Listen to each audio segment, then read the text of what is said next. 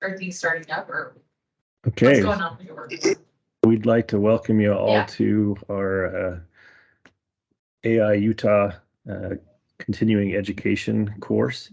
My name is Bruce Fallon. I'm the president-elect of the AI Utah Central Section, and we're grateful to have you here as a part of an opportunity to learn more about the 2021 Building Code, which in 2 more days will become live and legal for us here in the state of Utah. So just a reminder, if you could please mute yourself so that we can hear each other or hear the presenter. Just a standard protocol these days, right? After 3 years, you'd think we'd be used to that. But nonetheless, here we are. So we'd just like to make sure we encourage you to attend future AI events. This particular presentation is the first of 2 that we'll be doing. This one will cover the building codes portion of it, and then the second one, which will be scheduled later, so look for that, will be specific to the changes to the ICC-ANSI, the accessibility portion of the code. So we're grateful to be able to continue to learn about that. Another encouraging thing is to look forward to the state conference, which will be held September 26th and 27th. So we encourage you to look for that opportunity to participate in the state conference. It's always been a great opportunity. If you have any questions, please do post that in the chat. I'll be monitoring that through the presentation, and we'll ask those questions as they come up. We will send out the slides to you all, so that you can have the slides available for future reference. In order to get credit for this course, the HSW credits, please send an email to info@aiautah.org. That's info@aiautah.org to indicate your AIA number in that email, and also indicate whether you'd like to have a certificate emailed to you. So we're excited to have George Reid here with us today. George is the assistant building official for the state of Utah for DFCM. He's been around for a few years and in the building code industry. I've interacted with him through Vineyard City and Park City and Salem as well. So it's been a good opportunity. He's a great plans examiner, and so we're looking forward to hearing from him today. He's involved in various places and taught in various organizations as well. So we'll turn the time over to him so he has as much time as possible. All right. Well, thank you, Bruce. Like Bruce said, I've been in the industry now a little over 17 years. Fairly well versed in the code adoption and amendment process. I currently serve on the Region 11 ICC, which is the 4 corner states. So I try to be involved as much as I can. So the presentation today is the 2021 IBC and the state amendments to the IBC. And if I can get it to advance here. Okay, so our key objectives are to highlight the amendments made to the 2021 IBC that was passed last legislative session, and then cover just the highlights of the 2021 IBC changes that are different from the 2018. Now, I highly recommend to attend a full day course on the significant changes. There are quite a few of those. Obviously, in an hour, I won't be able to cover all the changes, but we'll try to hit the highlights for you. A couple important links that I want you to be aware of.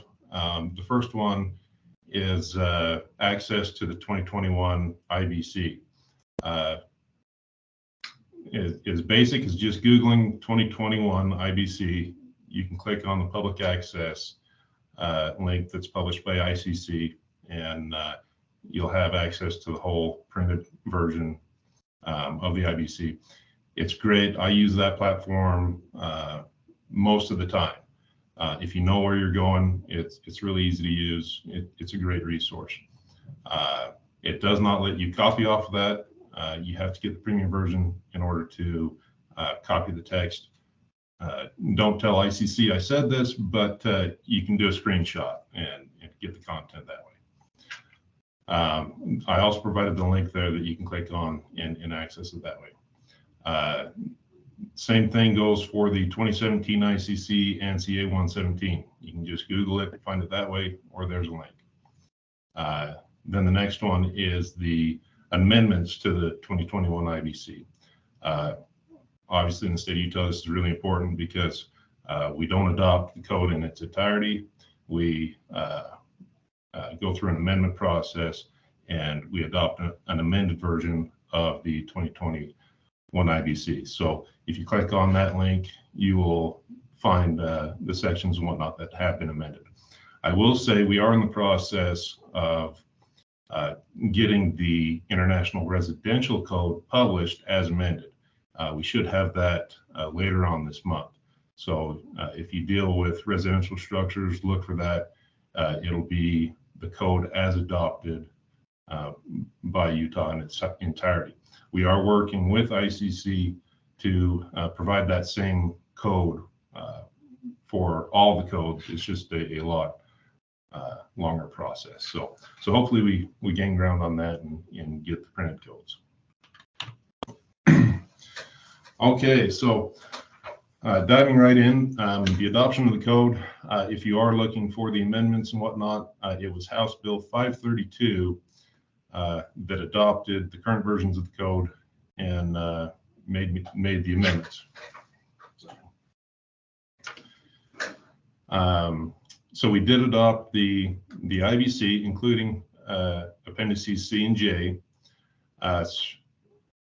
the International Residential Code, including appendices AE and AQ, which is your tiny homes.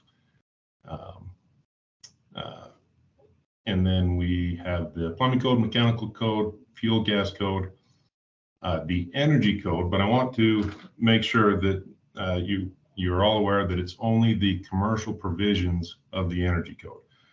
In order to get the new codes adopted, it was a little too hot in the political realm to even touch the residential portions of the energy code. So we intentionally left out residential provisions for the energy code, and the new adoption only applies to commercial. So we're still status quo on the energy code. We do have the 2021 existing building code, swimming pool and spa code, and then that bill also makes some technical changes. House Bill 409 was a separate bill, and it adopts the fire code, the 2021 fire code, and makes amendments to the fire code. You will see in that bill that it repeals the tall wood provisions that we had as the state construction code. Don't worry, the mass timber construction is now been codified within the code. So we still have those provisions, it's just codified. As Bruce mentioned, the effective date is July 1st.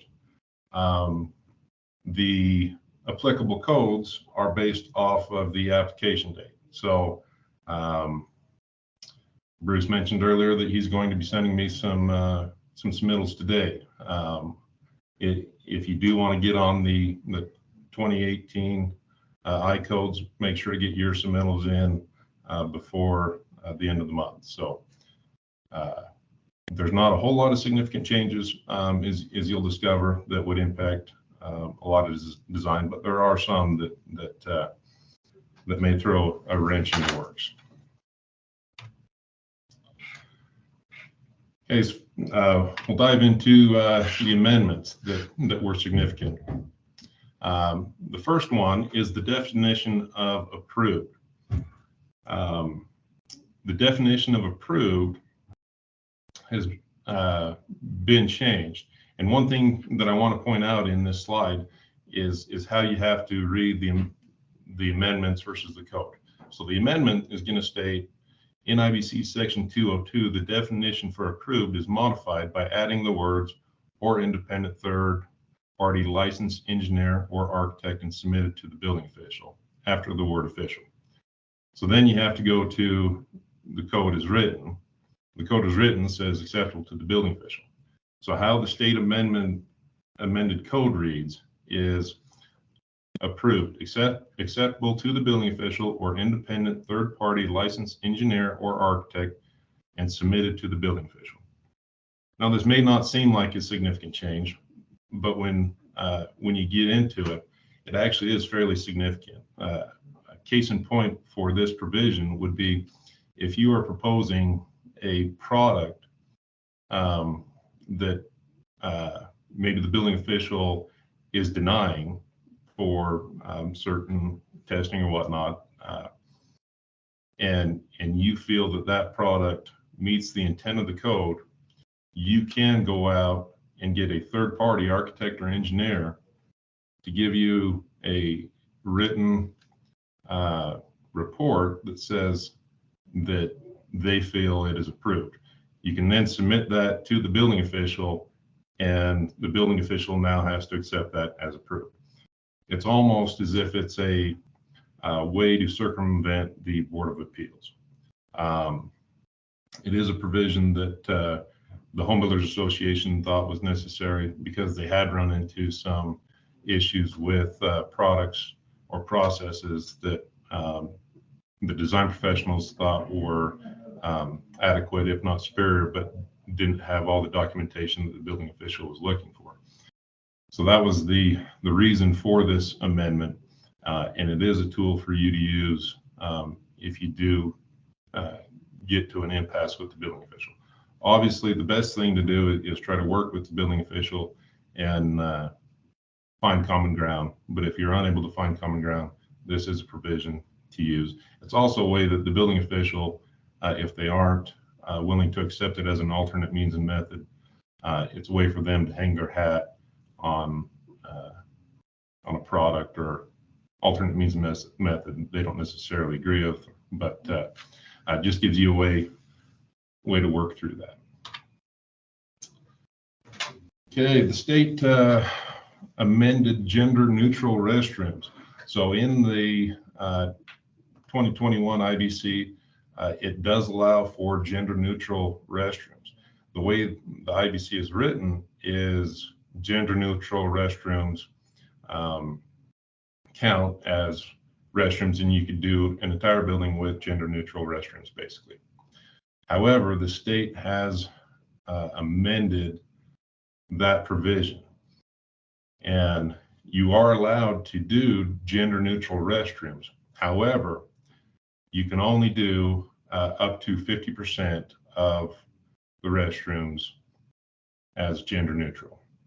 Those gender neutral restroom counts are based off of the design occupant load and the required restrooms. So if you're providing more restrooms than are required, you can provide more gender neutral restrooms, but of the required restrooms, only 50% may be gender neutral. These gender neutral restrooms do need to be fully enclosed. They have to meet all the provisions of IPC 405, lockable and whatnot, but you are able to use those up to 50%. If you do have a urinal, in order for it to count as a gender neutral restroom, it does need to be in a locked compartment.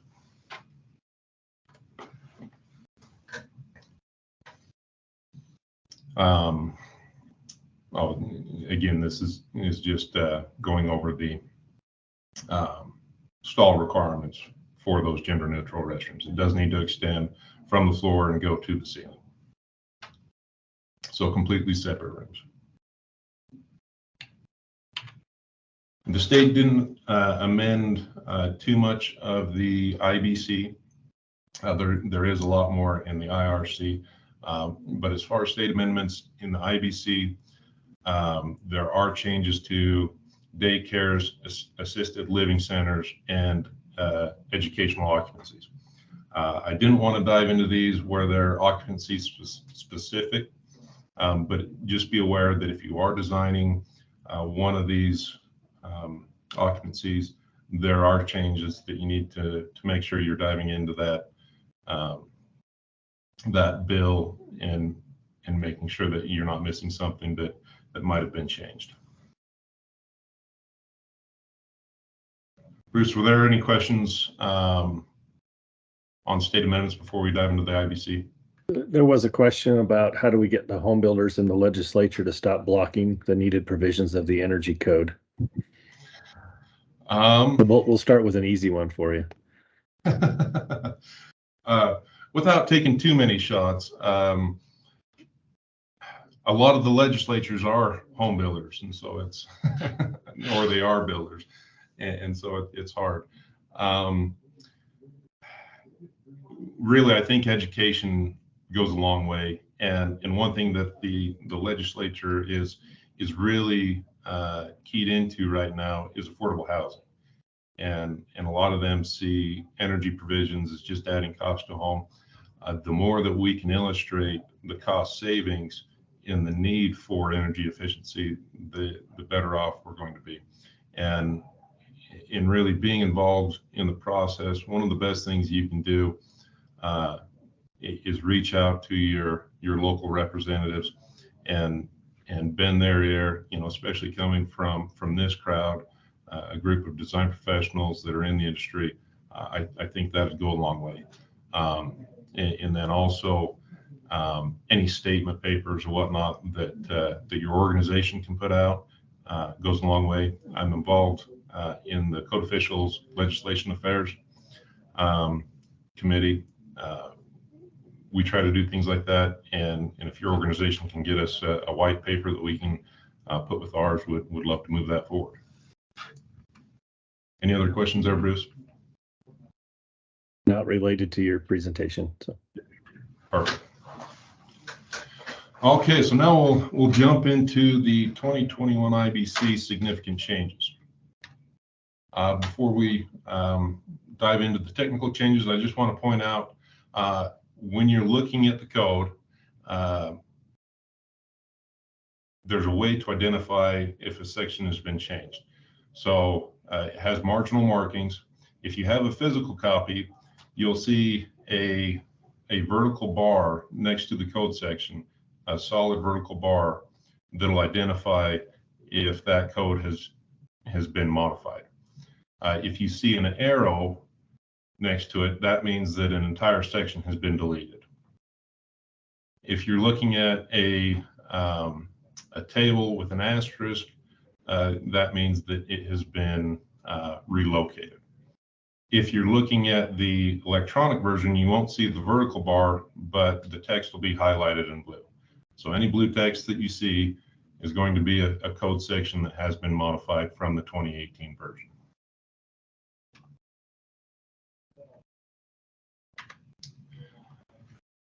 So one of the most significant changes that we saw in the 2021 IBC is the adoption of the 2017 ANSI A117 by reference. So nowhere in House Bill 532 are you going to see a reference to 2017 ANSI A117. And even if you're looking in section 1102 of the IBC, you're not going to see the year 2017.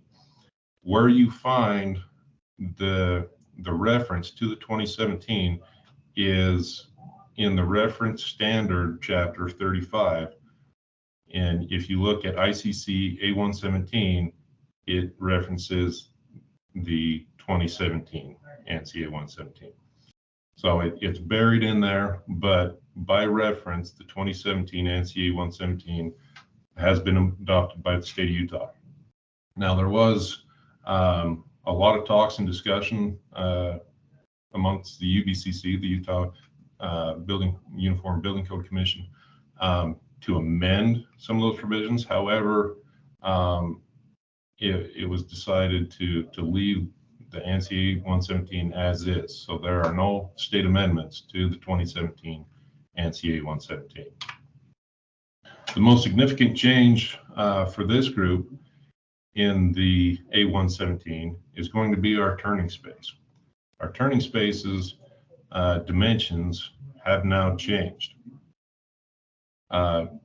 Previously we had a turning space of 60-inch turning radius. However, that has now been changed to 67 inches, which don't shoot the messenger. I know that's a significant change. I know a lot of the restrooms and whatnot are designed right to that 60 inch. So 67 inches of turning radius. You are allowed to have to include some overlap if knee and toe clearance is provided. You are allowed 10 inches in the circular turning space. Now, one thing I want you to keep in mind is this is for new buildings. Existing buildings, we'll get into those in just a minute. Existing buildings are still 60 inches. So this 67-inch turning radius only applies to new buildings. The reason for the 67-inch turning radius is people are getting bigger, and also people are utilizing motorized wheelchairs rather than just your typical self-propelled wheelchairs. Me personally, I actually blew out my knee last fall. I had to spend about 4 months in a straight leg brace, and I'm a large guy. I'm 6'8" tall, and that extra 7 inches is would be very beneficial. It was a challenge, but it is codified now, and so on your new construction, make sure that we're getting that 67-inch turning radius. Hey, George, there's a question that's come up. If the change in occupancy, does a change in occupancy trigger the larger radius? And what about remodels? When does this come into play with remodels? Great question. So it's great that the ANSI A117 is a little ambiguous in that it just says new buildings. So therefore, my interpretation would be it does not matter in the existing building code if you're an alteration level 1, 2, or 3, or a change of occupancy. If it is an existing structure, this provision would not apply, and you'd still be able to use the 60-inch turning space.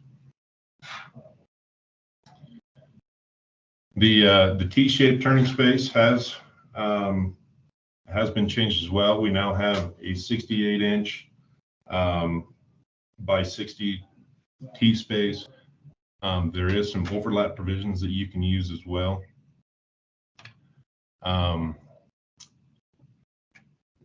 Sorry.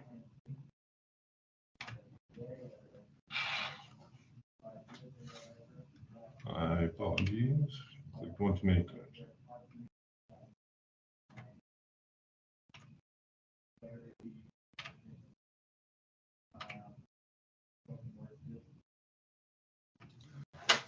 It looks like I missed the option 2. I apologize for that. So in new buildings, the T-shape, we've got a 64-inch by 60-inch T space. Again, those have changed some, so just make sure you're looking at that when you're designing those spaces. Like I said, you are allowed to overlap. The turning space shall be permitted to include knee and toe clearance complying with Section 306 of either the base or one arm only.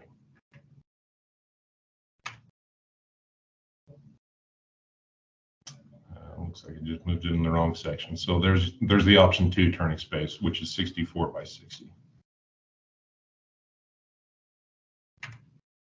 George, how does the turning radius of 67 inches impact toilet stalls?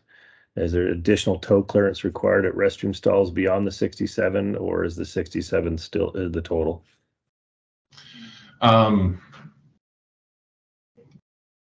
Stealing my thunder for the next presentation, but another great question. So toilet stalls have not changed. So we still have the required 56 by 60 toilet stall requirement, and the turning radius per code should not be in that toilet stall. So your toilet stalls can still be 60 by 56. So like I said earlier, for existing buildings, we still have the 60-inch turning radius. You are allowed to have overlap of knee and toe clearance in that turning radius. The provisions for fixture clearance has not changed. So make sure that your turning radius and whatnot, or your fixtures, do not have the knee and toe clearance overlap, but your turning radius can.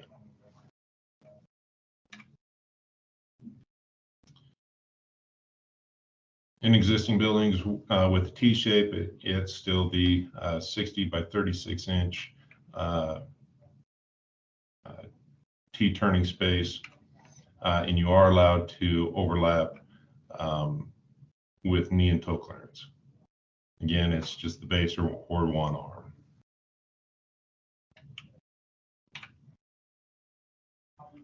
Hey, like Bruce said, we are planning on doing a pretty much an entire course on the 2017 ANSI A117. So I just wanted to cover the turning radius, because I know that'll impact your design right away. So just keep that in mind.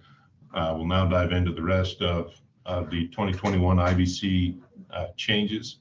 One of the most significant, in my opinion, is the codification of mass timber construction. You could spend a whole day or even a week just on mass timber construction. So I won't dive too much into it. Just know that it is codified. You are allowed to go up to 18 stories and 270 feet with wood construction now, as long as it is classified as cross-laminated timber. Okay, atriums. There are several changes to atriums, and I know that's one of the things I get asked about a lot in my day-to-day job is atriums. It's a great design element. Just want to cover some of those changes.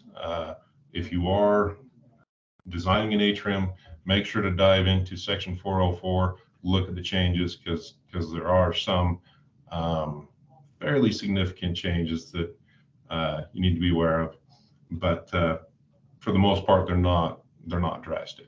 So the first one is the smoke control system.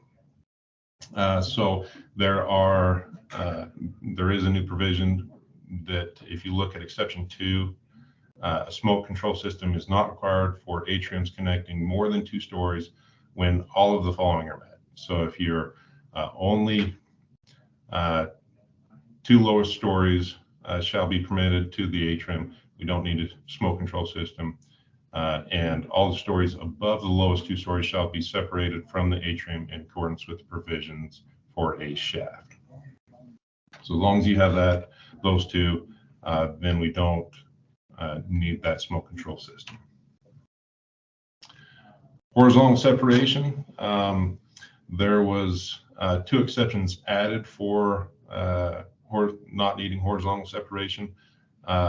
First one is a horizontal assembly is not required between the atrium and the openings for escalators complying with 712.1.3, and a horizontal assembly is not required between the atrium and openings for exit access stairways and ramps complying with Section 1019.3. So that's definitely a sigh of relief for some of you that you don't have to have that horizontal separation. The exit access travel distance has changed in atriums. The previous code section is down below under the 2018 IBC. Those provisions have been removed. And so now your exit access travel distance in an atrium only needs to meet the requirements of 1017.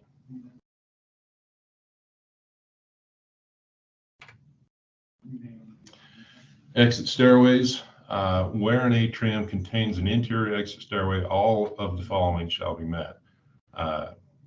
The stairway is the edge of the closest riser of the exit stairway. The entry of the exit stairway shall have access from a minimum of 2 directions.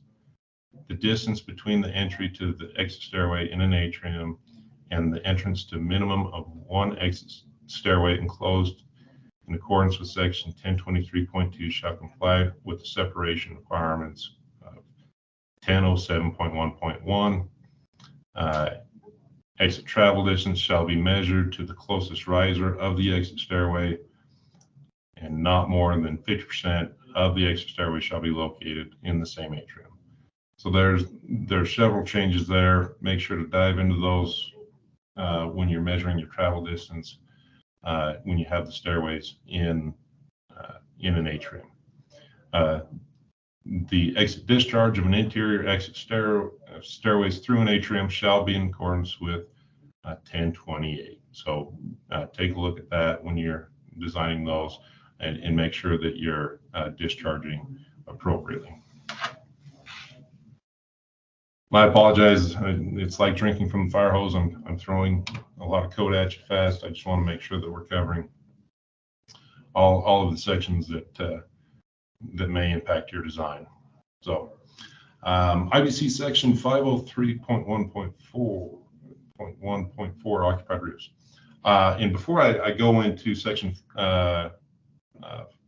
chapter 5, I do want to say that in chapter 4, which is code requirements for specific occupancies, there are a fair amount of significant changes for specific occupancies. However, due to our time constraints, I felt that diving into those wasn't as productive for this group. So make sure to look at chapter 4 for any specific design requirements as it pertains to your occupancy. Okay, occupied roofs. The code has now clarified that occupied roofs and how to treat those as it relates to building area. So the building area of an occupied roof, we count the floor below, but not the occupied roof unless it has penthouses or other enclosed rooftop structures. It does add in there, however, that our occupant notification systems do need to be provided in the occupied roof area. So your fire alarms, all of that needs to be installed in those occupied roof areas. But the section says we don't need to count that as part of our building area.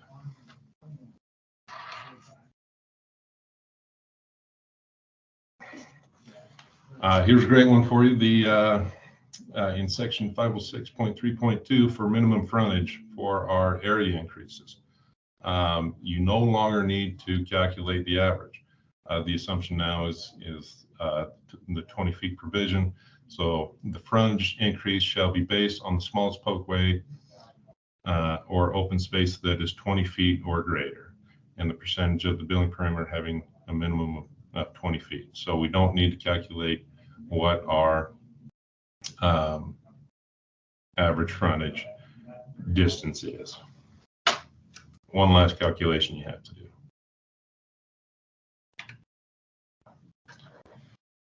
For those of you designing R1 and 2 occupancies, the podium provision has changed somewhat. So in our type 3A construction for R1 and 2 occupancies, the maximum height has been increased. You're still limited to 6 stories max height, but you are given additional overall footage. So now those can be up to 95 feet in height.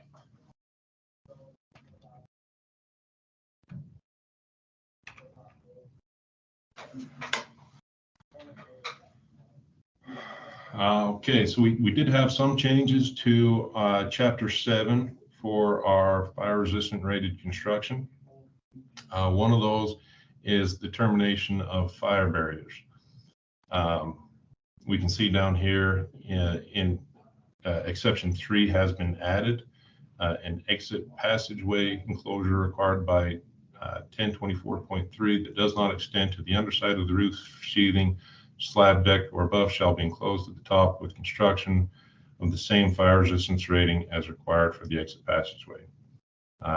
So that is a change.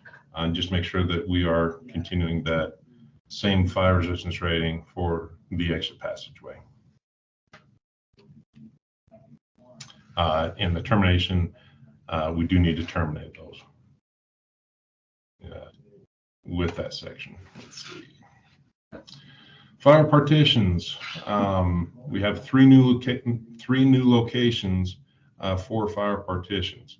So 6 says that we have to have a fire partition for walls separating ambulatory care facilities from adjacent spaces, corridors, or tenant as required by section 422.2. Next, we have walls separating dwelling and sleeping units in accordance with in groups R1 and R2. And then also new is vestibules. The vestibules now are required to have fire partitions in accordance with 1028.2. Means of egress. We had some changes for the means of egress for mechanical rooms. Personally, I think this is a great change. So the required accessible floor or occupied roof. Oh, sorry. Read my highlight. So this section now clarifies that our mechanical rooms and whatnot do not need to meet the exit travel distance as previously was codified. We now only have to have the one. Oh my heck, that's why I'm getting messed up. I have the wrong. I apologize. I don't know what happened with this slide. So 1006.2 for means of egress mechanical room. I apologize for the error on the slide here. So the mechanical rooms, you're only required to have one means of egress from an unoccupied mechanical room. So we don't have to meet the travel distance requirements as was previously stated. So only one means of egress is required, no matter what the exit travel distance is. I apologize for the mistake on the slide. I think it's on the next slide for you there, George. I mixed those two up. I apologize. So, so accessible means of egress. I'll go back.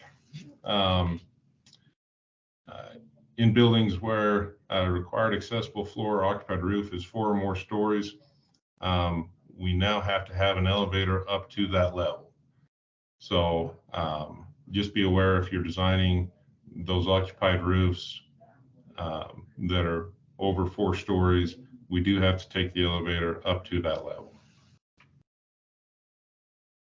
George, there was a question about the fire separation slide. Wondering if you could go into a little more detail on that fire separation. And I don't know, there wasn't anything more, Lorianne, if you have something specific you're looking for there.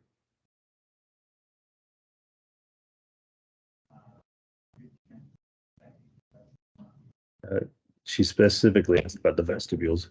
Could you talk a little bit more about that separation requirement for the? Yeah, so the code has clarified that if you have a fire separation, basically leading up to the vestibule, the fire separation has to continue through the vestibule.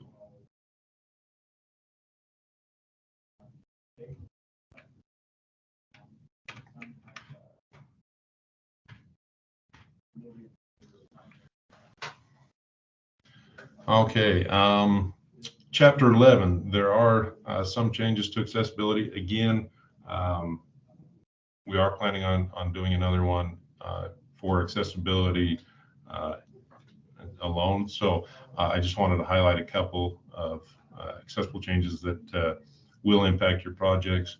The first one being automatic doors. I know most of you provide automatic doors as a courtesy. However, there is now a requirement for automatic doors for public entrances if they fall within the table of 1105.1.1. So if we're having an occupant load of 300 or greater, greater than 300, and it's an A occupancy, we do need to provide automatic door openers. Or if you have an occupant load of greater than 500, and it's a B, M, or R1, we do need to provide automatic door openers for those public entrances. Only one of those entrances needs to be fully powered, operated, accessible door.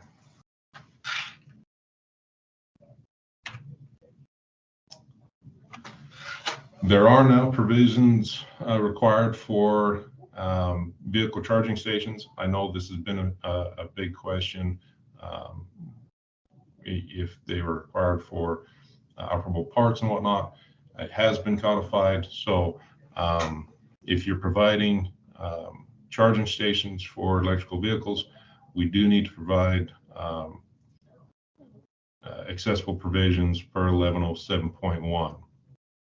So not less than 5% of the space is served by electrical vehicle charging stations, but not fewer than one.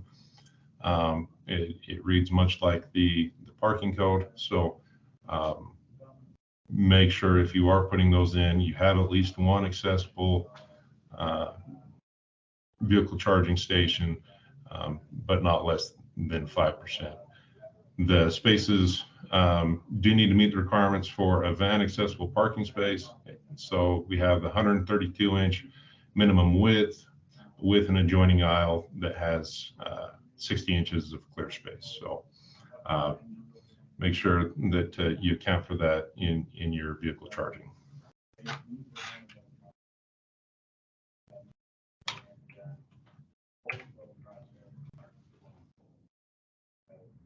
All right.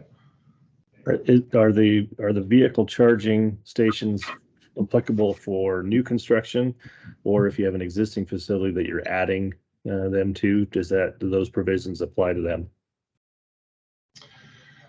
If you're adding them, those provisions would apply to an existing parking lot. So it does make it a little harder to squeeze those in, but those would apply to new stalls in an existing parking lot. So. Great, thanks. I expected a few more questions throughout the way, so I think now, Bruce, we'll just open it up to some questions and go from there.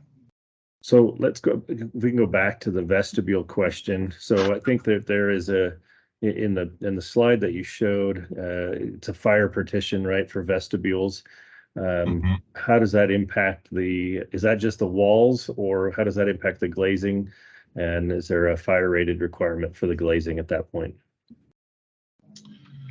I believe that it would require the rated glazing if the walls were required to be rated. So we do need to carry it through the vestibule and treat it as if it was an exterior wall.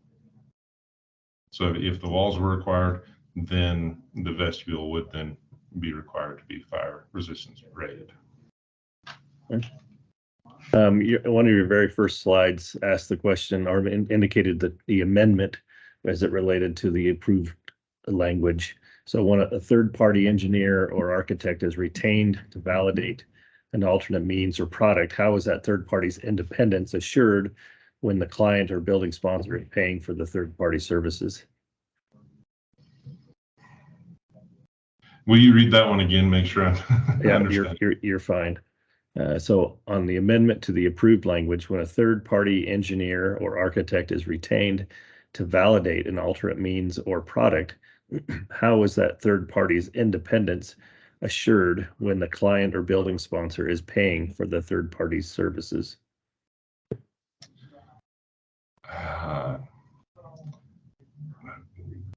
We went round and round on that amendment, and I will tell you the way it was originally proposed was approved by the architect, engineer, or contractor. We didn't have the provision for a third party, and so basically your design professional could approve it, or your contractor could approve it. We definitely felt that created a lot of issues, and so we were able to get the language in to include the third party and then remove contractor. As far as ensuring that they are independent and whatnot, that would come down to the local jurisdiction in that report that you submit. Now, we are working with the Utah Association of Building Officials to provide the different municipalities with a form that they could use for this provision, so that if there was a third party, they would fill out the form much like an alternate means and methods form, and it would be up to the local municipality to ensure that it was an independent third party.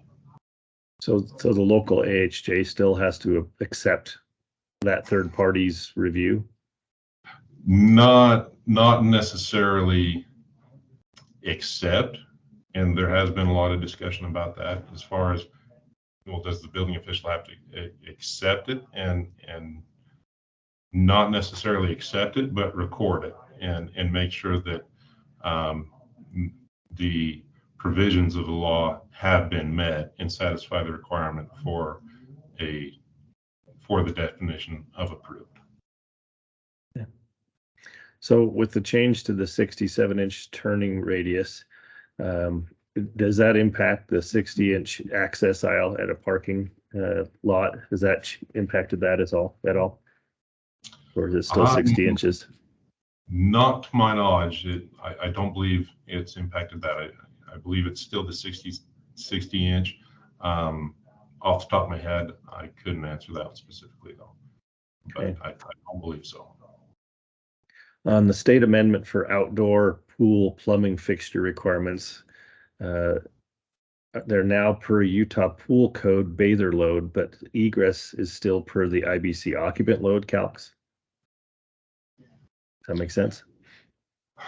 Yes. That one, we are still trying to work the bugs out of the swimming pool and spa code with, I forget the rule number, but the Utah Health Department has their pool code basically, and we're trying to get those together. There are going to be some cases just like this where there are some discrepancies. Really, the best thing to do is reach out to your HJ or your health department and see what which one they want to use. It seems like the question that's in there is there's talking about fixture, the number of fixtures required is per the state amendment, and then but the actual egress is still in accordance with the IBC. Is that right?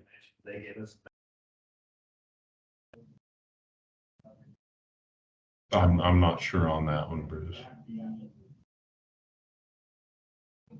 Okay.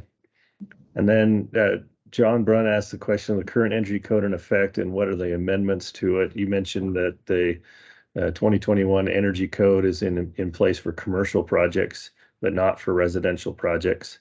And were there any amendments to it? I don't remember that.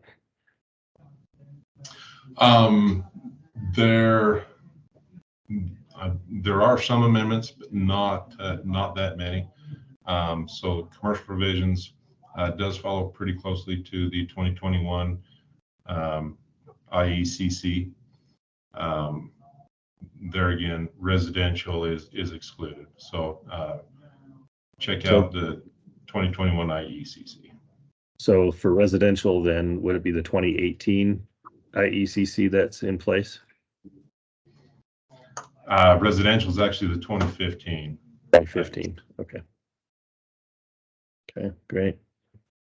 Well, there's no more questions, I don't think, that I've missed on the chat here. So if anybody has any last minute questions, we can take those. But just want to thank George for his time in preparing for this and giving this for us. So there's an additional question. Sorry, any amendments to the 2015 IECC that we need to be aware of for residential? There are amendments to that, but it is the same as it was last year. So those haven't changed from the way that we've been designing and inspecting. Okay, great. So just a reminder that this program is the first of two parts, and we'll be scheduling a second follow-up that covers the ICC-ANSI changes in more detail. A reminder in the chat, we put in the info@aiutah.org. Please send an email to that with your AIA number to get your credits recorded, and please indicate whether you want a certificate. There we go, to that. And then we will send out these slides for you as well. Somebody did ask if this was getting recorded, and this is being recorded. There will not be credits associated with that, but it will be posted to the AI Utah YouTube page. So so again, don't post your email here. Send us an email to that info@aiutah.org. So somebody's asked if there'll be a session on the IRC. I guess we can talk about that, George, and figure out that. And then where can you access the old residential amendments to the energy code? So though, if you click on the link on one of my first slides.